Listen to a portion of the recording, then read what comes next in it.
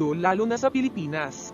Sila lang ang nakakagawa ng maraming pagtulong na puro libre at di nila yun matanggap, kaya sila naririra. Tama mga kasapi, hindi po ako naniniwala sa mga ganun tao. Sapagkat halata mo paninira lang ang ginagawa nila. Simple lang naman ang logic mga kasapi. Kung yung nagsasabi na masasama ang MCGI, at sila ang mabubuti ang kanilang samahan ang mabubuti. Isa lang ang tanong, nasaan ang ginawa-gawa ninyong mabuti? May mga libreng serbisyo rin ba sila? May natutulungan ba sila? Sana ipakita nila para may sama ko naman sila sa isa sa mga kakaibang relihiyon. Para may sama ko sila sa ating video.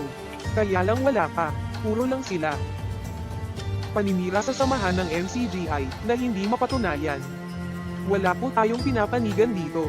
At sa atin lang po, bago kayo magkomento ng masasama sa isang samahan ng relihiyon, sana may nagawa na kayo. Kasi para nauulit lang yung istorya ni Kristo na nung nagpagaling siya ng bulag. Ganito ang sinasabi. Hawan siyang versikulo 24 hanggang 26. Dahil dito'y tinawag nilang bilang ikalawa ang taong naging bulag, at sinabi sa kanya, luwalhatiin mo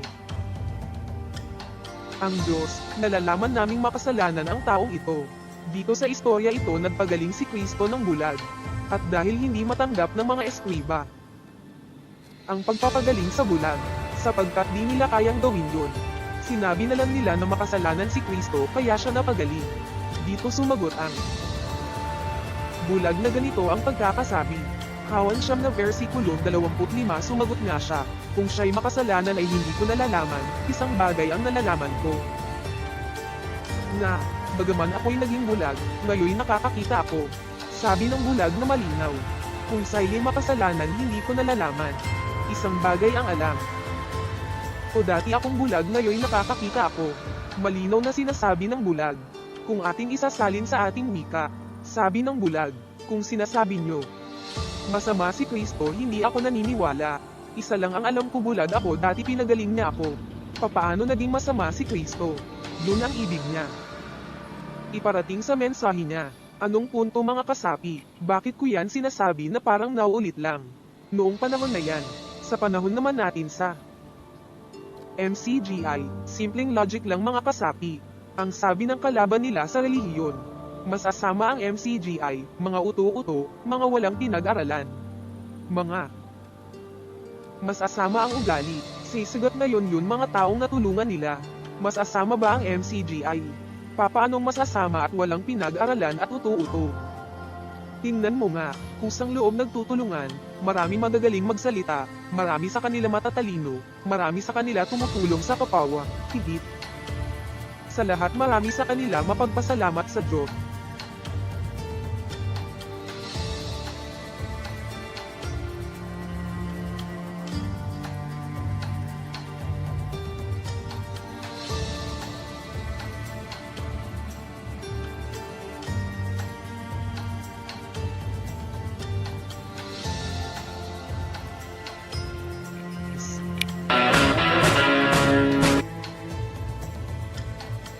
Kung ating isasalin sa ating wika, sabi ng bulag, kung sinasabi nyo masama si Kristo, hindi ako naniniwala.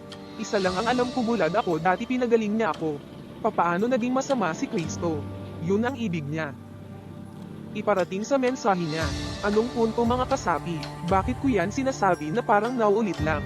Noong panahon na yan, sa panahon naman natin sa MCGI, simpleng logic lang mga kasapi. Ang sabi ng kalaban nila sa relihiyon, masasama ang MCGI, mga uto-uto, mga walang pinag-aralan. Mga masasama ang ugali, sisigat na yun mga taong natulungan nila. Masasama ba ang MCGI? Papaanong masasama at walang pinag-aralan at uto-uto? Tingnan mo nga, kusang loob nagtutulungan, marami magagaling magsalita, marami sa kanila matatalino, marami sa kanila tumutulong sa kapawa, higit sa lahat marami sa kanila mapagpasalamat sa Diyos. Kung sa panahon natin, kung ang taga MCGI ay makasalanan, hindi ko nalalaman. Isang bagay lang ang alam ko. Dati akong bulag, ngayon ay nakakakita. Sana naunawaan niyo mga kasapi, at maraming salamat po sa inyo. Uulitin ko lang po para sa atin mga taga-subaybay. Wala pong pinapanigang relihiyon ang inyong lingkod. Isa lang po masasabi ko. At, hamon ko, sa ibang relihiyon na nagsasabi ng masasama sa samahan ng MCGI.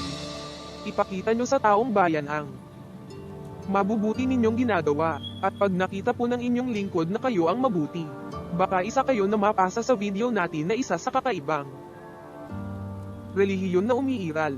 Maraming salamat po, maging aral nawa sa atin ang video na ta. Na huwag mapanghusga sa kapwa lalo na wala ka naman nagagawa.